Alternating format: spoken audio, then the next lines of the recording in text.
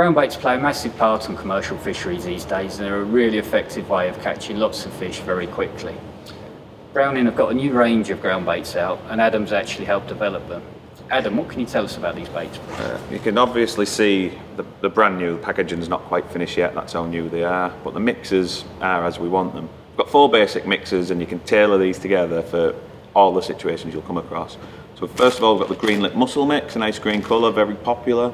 Red krill, again krills are very popular, very potent. The halibut, which that forms most of my mixes somewhere along the line. And then we've also got a sweet bait, which is good for F1s, skimmers, etc. So as I said, this is the base for most of my mixes. And a good method feeder mix, for example, I like to mix the black halibut and the green mussel. Now, depending on how sticky I want the mix, I add more black halibut. The more black halibut you add, the stickier it'll get, which for method feeder is obviously ideal. Molds around the feeder, gets to the bottom intact, and falls apart. Green lip mussel will help it break down.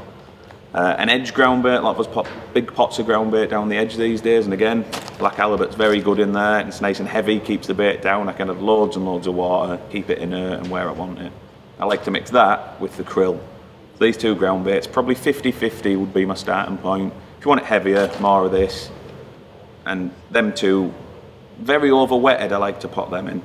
So they're the 2 main things you'll use ground baits for on commercials, method feeder and potting in down the edge. The final one, I use this one a lot when it's a bit cooler, I'm trying to catch some skimmers, some F1s, I might put little tiny balls in, fish little baits over the top, and that's always good to get you some bites. So with these mixes you can play about yourself, change the percentages, but from my point of view, these 2 will do for method feeder, down the edge, and for catching a real mixture of fish. We've got the sweet Magnum, which I think is very good as the weather cools off.